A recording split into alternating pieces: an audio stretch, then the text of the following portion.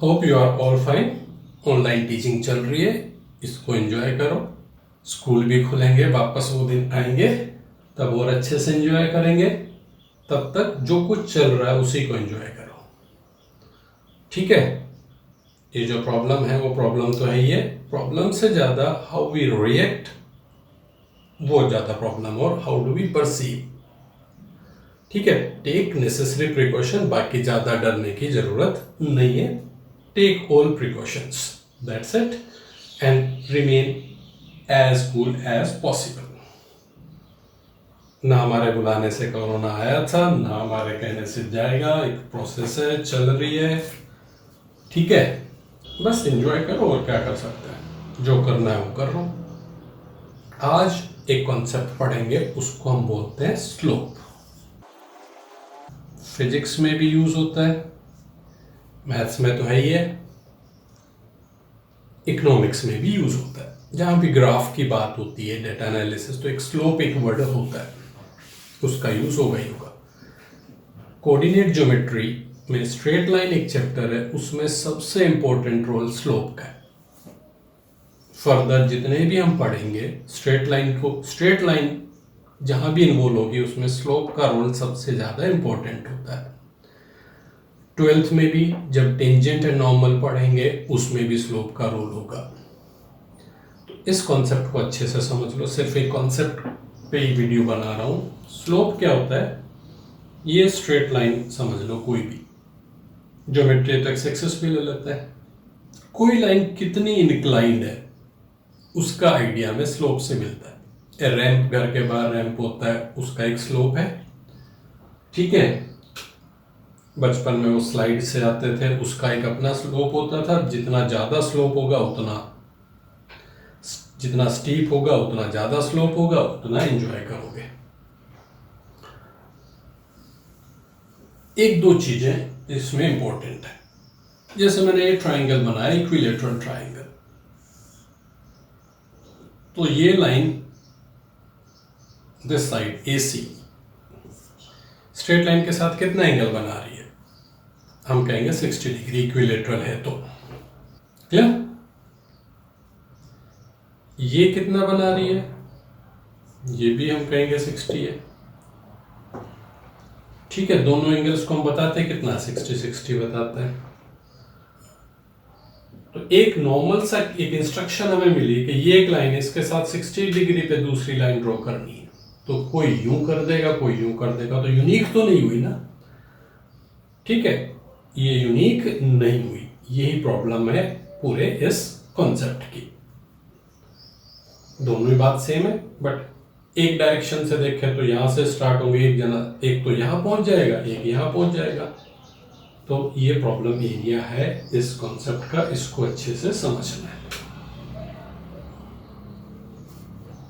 Like दो independent contractors को एक ब्रिज बनाने को दिया, हाफ कि ये नेशनल हाईवे है। एक को बोल दिया पॉइंट A से स्टार्ट करना, एक को पॉइंट B से के, और बीच में एक बड़ी सी दीवार ड्रॉ कर दी, सो दैट इस साइड वालों को ये नहीं पता वो क्या कर रहे हैं, उस साइड वालों को ये नहीं पता ये क्या कर रहे हैं। After 3 months we will come from this side, a car will go and inauguration will be there. दोनों कॉन्ट्रैक्टर्स को बोल दिया भाई 30 डिग्री एंगल पे काम कर लेना, ठीक है। इसने क्या किया, 30 डिग्री पे जो भी लेके एक ब्रिज बना दिया, इसने भी बना दिया 30 डिग्री पे। इनॉग्रेशन के टाइम कार आई, कहां गई,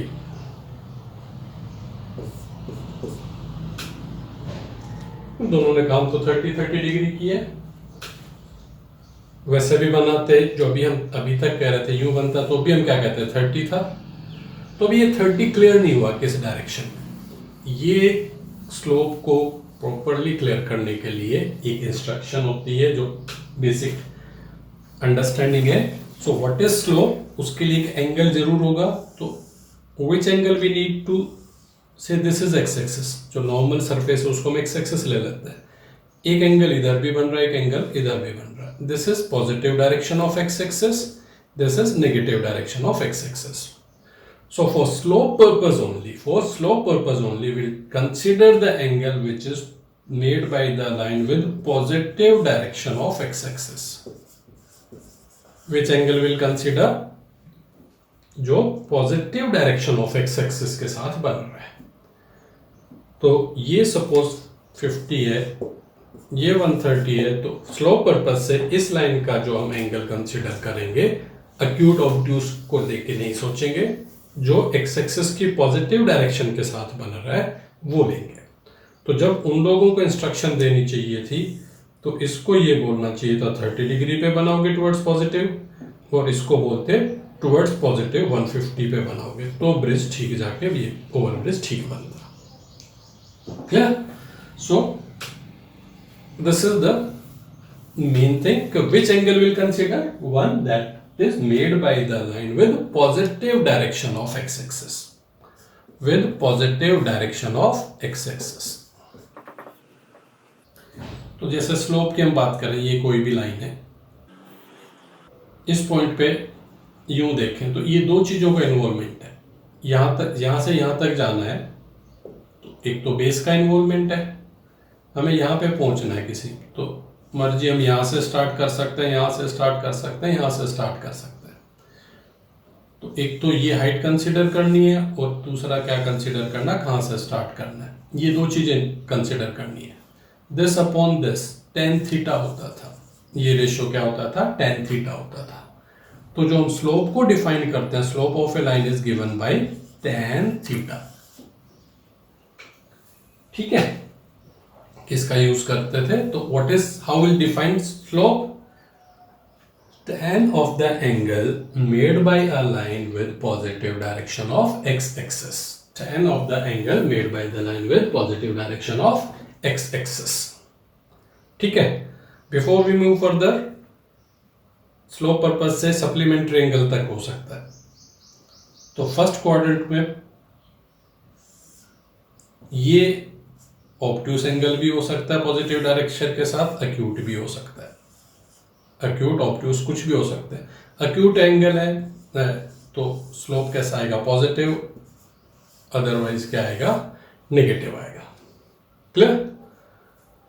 तो एक बार कोई कहते हैं कि एक लाइन का स्लोप √3 है, तो tan थीटा √3 हो गया, तो एंगल कितना बना रही है वो positive direction of x axis के साथ, 60 डिग्री.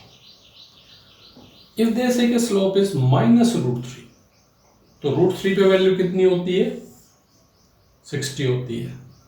तो सेकंड जब नेगेटिव है तो एंगल कितना बनेगा, 180 माइनस थीटा हो जाएगा. 180 माइनस थीटा हो जाएगा, तो कितना एंगल बना रही होगी ये लाइन, 120 बना रही होगी. नेगेटिव स्लोप है तो angle is obtuse, positive slope है तो angle with positive direction is acute. ठीक है, किसी लाइन का स्लोप ये -√3, सॉरी -1/√3, तो tan थीटा की वैल्यू 1/√3 कब होती है, 30 डिग्री पे. तो इसको सेकंड क्वाड्रेंट में डील करना है, तो 180 माइनस 30, तो 150 स्लोप होगा इसका, सॉरी एंगल होगा. क्लियर? तो फर्स्ट क्वाड्रेंट में है तो थीटा ही लेंगे, पॉजिटिव है, और अदरवाइज नेगेटिव है तो उसको कितना ले लेंगे, 180 माइनस थीटा ले लेंगे एंगल को. ये लाइन एक्स एक्सिस है, तो खुद एक्स एक्सिस का स्लोप कितना हो जाएगा, एक्स एक्सिस खुद के साथ कितना एंगल बना रहा है, 0 डिग्री, तो इसका स्लोप कितना हो जाएगा, tan 0 डिग्री, वो कितना होता है, 0. कोई है ही नहीं. स्लोप मीन्स स्लाइड करेगी या नहीं करेगी उससे, तो कोई चीज ऑलरेडी हमारी नॉर्मल प्लेन सरफेस पे, तो वो स्लाइड नहीं करेगी. यूं होती तो स्लाइड कर सकती है, तो स्लोप इन्वॉल्व है तो स्लाइड करेगी, अदरवाइज नहीं करेगी. तो स्लोप ऑफ एक्स एक्सिस कितना हो जाएगा, 0. Slope of y axis, so y axis makes 90 degree, tan 90 degree is infinity. ठीक है, तो slope of x axis is always 0, slope of y axis will be infinity. If there are two parallel lines, both will make same angle with positive direction of x-axis. Any number of parallel lines we can have. If they are parallel, this angle will be same. If this angle is same, their tan will be same. So parallel lines have equal slope or same slope. ठीक है? Parallel lines have same slope. अब perpendicular lines है, उनका भी तो कुछ ना कुछ स्लोप होगा, आपस में कोई तो रिलेशन होगी. These are supposed to perpendicular lines. Perpendicular. This angle is theta. तो ये कितना हो जाएगा? ये कितना हो गया? 180 माइनस थीटा. ये कितना हो गया? टोटल 180 चाहिए ना हमें. तो ये थोड़ा सोच के बताओ कितना हो जाएगा. Exterior angle is equal to sum of two interior angles. तो ये कितना हो जाएगा? Theta minus 90. क्या लो इसको मैं, या उल्टा सोचते हैं, इसको थीटा सोच लेते हैं. चलो, if this angle is theta, तो exterior angle is sum of, इसको भी कर सकते थे, कोई ज्यादा प्रॉब्लम नहीं है. तो एक लाइन हमारे लिए ए बी है, एक लाइन बी सी है. क्लियर? तो slope of A B, they are perpendicular. तो स्लोप ऑफ ए बी क्या हो गया? tan theta. Slope of B C क्या हो गया? ट्रिग्नोमेट्री से शुरू किया था मैंने वीडियो, तो 90 प्लस थीटा सेकेंड क्वाड्रेंट का केस है. 90 होता है तो चेंज होता है, जैसे 10th में भी करते थे. tan 90 माइनस थीटा क्या हो जाएगा? cot थीटा हो जाएगा. सेकेंड क्वाड्रेंट में tan क्या होता है? नेगेटिव होता है. सेकेंड क्वाड्रेंट में tan क्या होता है? नेगेटिव होगा. अभी भी एक्सप्लेन किया था. 90 प्लस समथिंग है. क्लियर? तो एक लाइन का स्लोप tan थीटा है, दूसरी का माइनस कोट थीटा है. तो इन दोनों का प्रोडक्ट कितना हो जाएगा? इन दोनों को मल्टीप्लाई करूंगा तो क्या हो जाएगा? -1 आ जाएगा. तो परपेंडिकुलर लाइंस के स्लोप का जो प्रोडक्ट है वो कितना होता है? -1 होता है. ठीक है? इस लाइन का स्लोप थीटा, ये एंगल 90 प्लस थीटा है, तो एक का tan थीटा, एक का tan 90 प्लस थीटा. ये ऑलरेडी एक्सप्लेन किया हुआ है. तो पैरेलल लाइंस का स्लोप क्या होता है? इक्वल होता है. परपेंडिकुलर लाइंस के स्लोप्स का प्रोडक्ट कितना होता है? -1 होता है. ओके. अब बार बार हम tan थीटा नहीं लिखते. tan स्लोप को हम m से रिप्रेजेंट करते हैं. स्टैंडर्ड सिंबल जो स्लोप के लिए वो m है. पता नहीं क्यों ना इसकी स्पेलिंग में आता, ना इसकी में आता, ना स्लोप की में आता, बट सिंबल ये यूज करता है. ठीक है? सो एक लाइन का स्लोप m1 है, एक का m2 है. इफ दे आर पैरेलल तो m1 इक्वल टू क्या हो जाएगा? ये हो जाएगा. इफ दे आर परपेंडिकुलर तो m1 इंटू m2 कितना होगा? -1 होगा. If there are two lines with slopes m1 and m2, if they are parallel, parallel line का slope कितना होगा? इक्वल होगा. क्यों था? कि parallel line जो भी है वो x एक्सिस के साथ सेम एंगल बनाएगी. टुवर्ड्स पॉजिटिव डायरेक्शन हम कंसीडर करते हैं. ठीक है? और परपेंडिकुलर लाइंस के स्लोप्स का प्रोडक्ट कितना होगा? -1 होगा. ओके. अब जरूर नहीं कि स्टैंडर्ड एंगल पे बात करें, तो हमें एंगल बताना नहीं होता. ये कहते हैं कि a line has slope 3/2. A line has slope 3/2. What will be slope of line which is perpendicular to it? तो इसको मैं किससे मल्टीप्लाई करूं कि इनका प्रोडक्ट -1 आ जाए? x को किससे मल्टीप्लाई करेंगे? 1/x से करेंगे तो स्लोप -1 आएगा. ठीक है? या इससे करूंगा. ठीक है? x और 1/x का स्लोप कितना होता है? सॉरी, प्रोडक्ट कितना होता है? 1 होता है. हमें कितना चाहिए प्रोडक्ट? -1. तो x को किससे मल्टीप्लाई करना चाहिए? -1/x से. तो प्रोडक्ट कितना आएगा? -1. तो एक लाइन का स्लोप 3/2 है, दूसरी का मैंने m अज्यूम किया. इनका प्रोडक्ट कितना होगा? -1. तो m कितना हो गया? -2/3. एक का 3/2 है, तो परपेंडिकुलर लाइन का कितना हो जाएगा?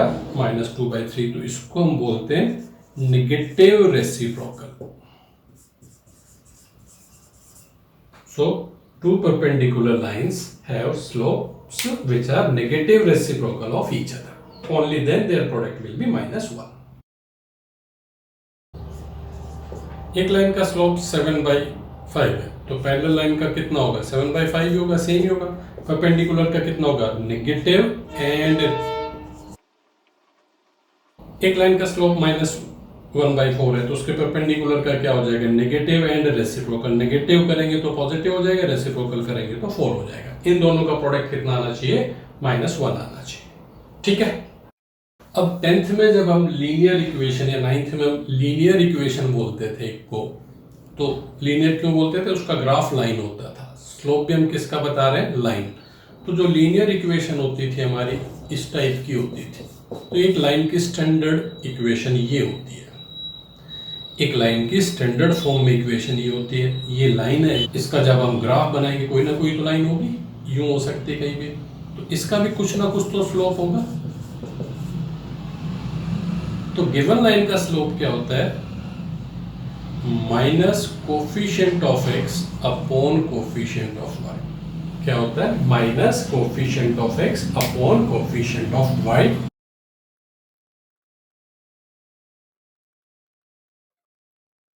इसका स्लोप कितना होगा? Minus coefficient of x upon coefficient of y।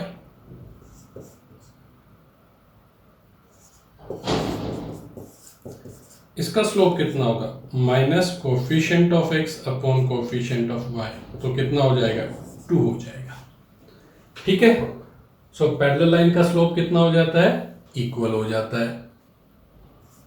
Perpendicular का क्या हो जाता है? प्रोडक्ट -1 हो जाता है। लाइन की इक्वेशन गिवन हो तो स्लोप कितना होगा? -a/b होगा। ठीक है। स्लोप पॉजिटिव है तो कौन से क्वाड्रेंट का मैटर है? फर्स्ट क्वाड्रेंट का मैटर है। ठीक है, क्विकली रिपीट कर देता हूं। स्लोप क्या होता है? tan थीटा होता है, and theta is angle made with positive direction of x axis. इसको किससे रिप्रेजेंट करेंगे? m से रिप्रेजेंट करेंगे। ठीक है। स्लोप पॉजिटिव है, उसको थीटा रहने दो। नेगेटिव है तो 180 माइनस थीटा एंगल बना रही होगी वो एक्स एक्सिस के साथ। दो लाइन पैरेलल है तो उनके स्लोप इक्वल होंगे। परपेंडिकुलर है तो स्लोप्स का प्रोडक्ट कितना हो जाएगा? -1 होगा। लाइन की इक्वेशन स्टैंडर्ड फॉर्म में गिवन है तो slope will be -a/b minus coefficient of x upon coefficient of y होता है। Okay. x minus 4y plus 3 is equal to 0. They say कि find slope of line which is number 1 parallel to it, second perpendicular to it. तो पहले हम इसका slope workout करेंगे। तो given line का स्लोप कितना हो गया? Minus coefficient of x upon coefficient of y, that is 1/4। तो पैरेलल लाइन का स्लोप क्या बताया था? सेम ही होता है, 1/4 हो जाएगा। परपेंडिकुलर का क्या होगा? नेगेटिव रेसिप्रोकल होगा, -4 एंड 1/4 का प्रोडक्ट कितना होता है? -1 होता है। यहां तक ठीक है? चलो गुड। एक्स एक्सिस का स्लोप कितना बताया था? Slope of x axis is 0 degree बनाता है, तो tan 0। Slope of y axis 90 degree बनाता है, तो क्या हो जाएगा? इन्फिनिटी हो जाएगा। ओके। अब लाइन की इक्वेशन नहीं दे रखी, बाय द वे एक लाइन दे रखी है, इस पे एक पॉइंट x1 y1 है, सेकेंड पॉइंट x2 y2 है। लाइन तो ये भी होगी, इसका भी स्लोप बताना हो सकता है। यूं लाइन ड्रॉ कर लेता हूं, ये एंगल थीटा है, एक ट्रायंगल कंप्लीट करता हूं यहां। ये एंगल भी सोच के बताओ कितना होगा? थीटा ही होगा। ओके। इस पॉइंट का यहां हमारा कहीं पे वाई एक्सिस है, इस पॉइंट का एक्स कोऑर्डिनेट x1 है, तो ये डिस्टेंस x1 होगी। इसका x2 है तो ये डिस्टेंस टोटल x2 होगी। तो ये डिस्टेंस कितनी होती है? ये डिस्टेंस फॉर्मूला वगैरह लास्ट ईयर वर्कआउट किया था उसमें भी था। और ये कितनी हो जाएगी? y2 माइनस y1 हो जाएगी। ये y1 है, टोटल y2 है, तो ये जो बचेगी वो कितनी होगी? y2 माइनस y1 हो जाएगी। इस लाइन का स्लोप क्या बताया था? tan theta. यहां से tan थीटा क्या होगा? तो जब भी एक लाइन पे दो पॉइंट्स गिवन है तो स्लोप कैसे फाइंड करते हैं? Difference of y coordinates upon difference of x coordinate, difference of ordinates upon difference of abscess. ठीक है, पॉइंट्स गिवन है 2 पॉइंट्स, तो difference of y coordinates upon difference of x coordinates. Numerator में y आता है, but line की equation दे रखी हो तो minus coefficient of x upon coefficient of y होता है। इंटरचेंज मत कर लेना। तो स्लोप यहां से परपेंडिकुलर अपॉन बेस होता है, ये ध्यान रख के चलो। तो परपेंडिकुलर अपॉन बेस होगा। तो परपेंडिकुलर में y कोऑर्डिनेट आता है, बेस में x कोऑर्डिनेट आता है। ठीक है, तो सिंपल सा हो सकता है कि find slope of A line joining these 2 points 3 4 8 3। तो ये x1 y1 x2 y2, तो स्लोप क्या हो जाएगा? y2 minus y1 upon x2 minus x1, तो -1/5 हो गया। Clear? Difference of y coordinates upon difference of x coordinate. Question हो सकता है find slope of line which is perpendicular to AB। Find slope of a line which is perpendicular to AB. तो what is slope of AB? -1/5। तो any line which is perpendicular to it क्या हो जाएगा? Negative and reciprocal 5 हो जाएगा।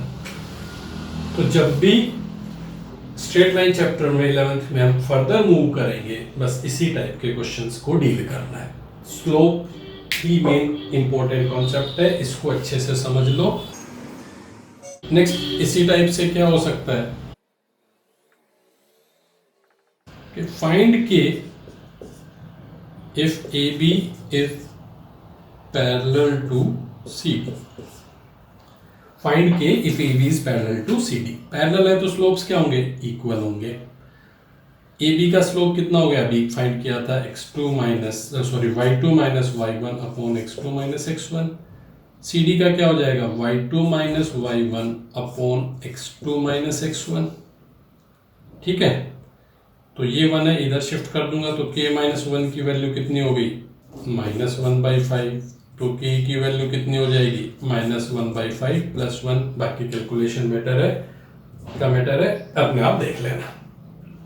ऐसे question हो सकते हैं। परपेंडिकुलर होता तो नेगेटिव रेसिप्रोकल ले लेते हैं। ठीक है ना। फर्दर अब ये बोलते हैं कि फाइंड के इफ दे आर परपेंडिकुलर।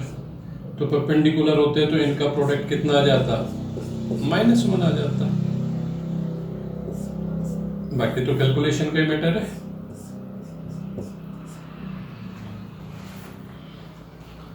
तो पैरेलल लाइन का स्लोप क्लियर, परपेंडिकुलर लाइन का स्लोप क्लियर। स्लोप क्या होता है वो क्लियर।